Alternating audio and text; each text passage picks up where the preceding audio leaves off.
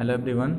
In the last lecture, we read about alpha particle scattering experiment. Today we will discuss about Rutherford atomic model. So our heading is Rutherford atomic model. Dear student, हम लोगों ने पिछले lecture में alpha particle scattering effect के बारे में पढ़ा था। आज हम लोग क्या पढ़ेंगे? Rutherford atomic model. ये एटॉमिक मॉडल किस पे बेस है? अल्फा पार्टिकल स्कैटरिंग एक्सपेरिमेंट पे। So we can say that on the basis of alpha particles scattering experiment, Rutherford gave a nuclear model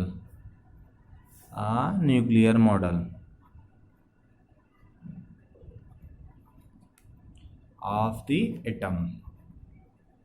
देखिए इस मेथड में, इस मॉडल में क्या हुआ था?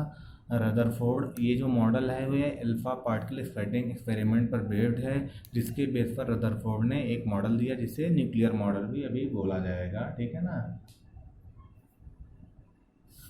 Rutherford model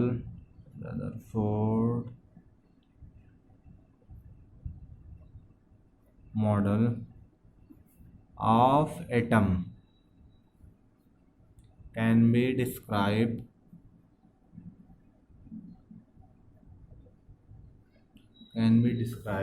as follow। जो हमारा रदरफोर्ड मॉडल है एटम का, इसमें क्या क्या डिस्क्राइब हुआ वो देखते हैं। तो इसमें पहला पॉइंट है आपका, हमारे जो पॉजिटिव चार्ज हैं एटम में जितने भी पॉजिटिव चार्ज होते हैं और जितनी इसकी मास होती है वो सब एटम के सेंटर में कॉन्सेंट्रेट होते हैं, जिसे क्या बोलते हैं? न्यूक्लियस बोलते हैं। So we can say that the positive charge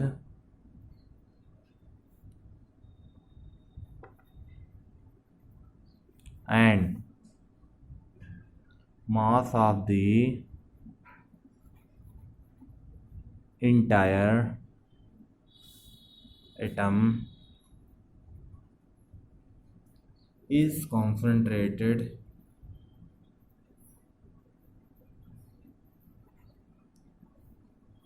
in a small region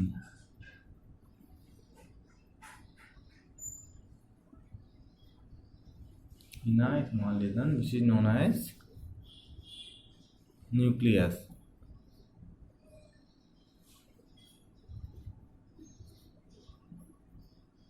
ठीक है, हमारे जो एटम के टोटल पॉजिटिव चार्ज हैं और मास, ये कहाँ पर होते हैं? स्मॉल रीजन में कॉन्सेंट्रेट होते हैं, जिसे न्यूक्लियस बोलते हैं। न्यूक्लियस कहाँ होता है? सेंटर पे, in the nucleus in the centre of the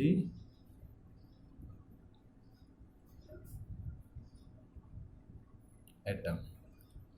अगर हम स्ट्रक्चर बनाएंगे तो कुछ इस टाइप बनेंगे। जो हमारा एटम का सेंटर है ये आपका न्यूक्लियस हो जाता है, और यहीं प्रोटॉन भी रहता है। इलेक्ट्रॉन क्या होते हैं? इस ऑर्बिट्स में मूव करते हैं, जो बाहर होते हैं। ये इलेक्ट्रॉन हो गया। अब देखिए, ये जो हमारा इलेक्ट्रॉन मूव कर रहा है कुछ इसकी डायरेक्शन कुछ इस टाइप में होती है, और ये क्या होते हैं? परपेंडिकुलर्स डायरेक्शंस में होते हैं। ठीक है, यहाँ से ये, अगर यहाँ इलेक्ट्रॉन तो 90 डिग्री यहाँ है तो 90 डिग्री यहाँ आ जाएगा। ठीक है, सब वो ये इलेक्ट्रॉन है। ठीक है, ये इलेक्ट्रॉन इस टेंजेंटियल फॉर्म में मूव करता है। ठीक है ना? तो देखिए, जब आपका इलेक्ट्रॉन मूव कर रहा है ऑर्बिट में, तो क्या होता है? इस इलेक्ट्रॉन पर एक फोर्स वर्क करता है जो सेंटर की ओर लगता है, उसे बोलते हैं सेंट्रीपिटल फोर्स, सीपी। और इतना ही फोर्स इसके बाहर भी वर्क करता है, जिसे बोलते हैं सेंट्रीफ्यूगल फोर्स। ये दोनों फोर्स, सेंट्रीपिटल और सेंट्रीफ्यूगल, दोनों इक्वल होते हैं, तभी आप इलेक्ट्रॉन क्या होता है? एक फिक्स्ड ऑर्बिट में मूव करता है, ठीक है ना। So we can say that the negatively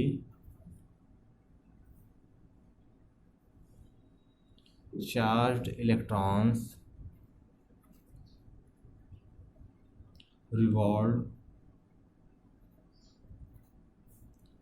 around the nucleus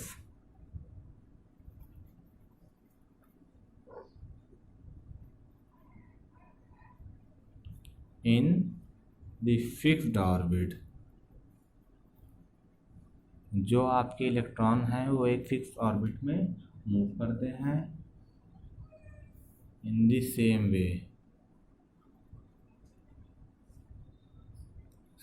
way like,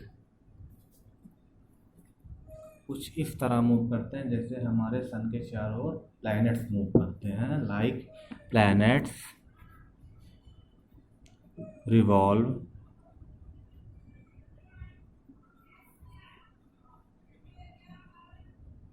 around the sun।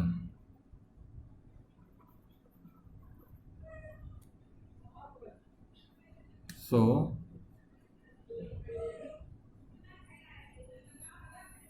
it is also known as planetary model. इसे क्या बोलते हैं? प्लैनेटरी मॉडल बोलते हैं, planetary model of an atom, ठीक है।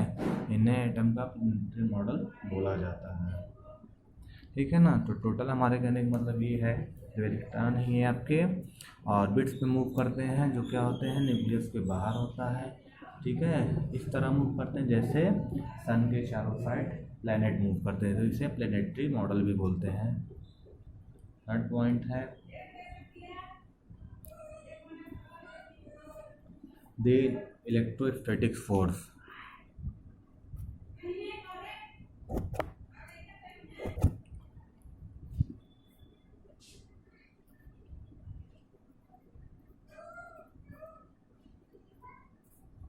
जो इलेक्ट्रोस्टैटिक फोर्स है अट्रैक्शन का, ठीक है, the electrostatic force of attraction, इसी को क्या बोलते हैं? सेंट्रीपिटल फोर्स बोलते हैं, ठीक है।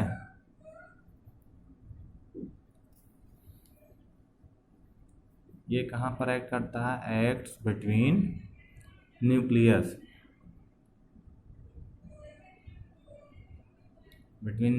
And electrons of an atom, ठीक है। जो ये इलेक्ट्रोस्टैटिक फोर्स है ये अट्रैक्शन फोर्स होगा, और कौन सा अट्रैक्शन फोर्स होता है यहाँ? ये न्यूक्लियस और इलेक्ट्रॉन के बीच में वर्क करता है, and this force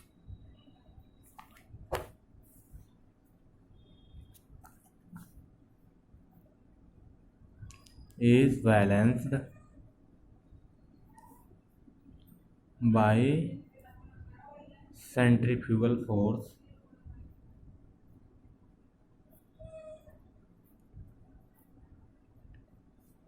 acting on electron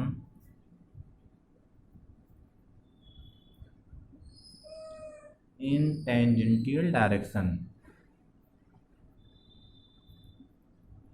ठीक है। इसका मतलब ये हो गया है, जो हमारा इलेक्ट्रॉन है, ये इलेक्ट्रॉन और न्यूक्लियस के बीच में कौन सा वर्क होगा? इलेक्ट्रोस्टैटिक्स। कौन सा फोर्स होगा? इलेक्ट्रोस्टैटिक्स फोर्स होगा, जिसे हम लोग सेंट्रीपिटल फोर्स बोलते हैं। और इसी के अपोजिट भी एक फोर्स होता है जिसे सेंट्रीफ्यूगल फोर्स बोलते हैं। दोनों की डायरेक्शन अलग होती है, जिससे हमारा इलेक्ट्रॉन बैलेंस होता है, ठीक है। एक टेंजेंटियल डायरेक्शन में मूव करता रहता है। फिर आपका आता है फोर्थ पॉइंट। फोर्थ पॉइंट में क्या है? एटम जो होता है इलेक्ट्रिकली न्यूट्रल होता है। So an atom is electrically neutral this is because, ऐसा इसलिए होता है क्योंकि जो एटम में इलेक्ट्रॉन और प्रोटॉन होते हैं वो सेम होते हैं, बराबर होते हैं। Because the number of protons and electrons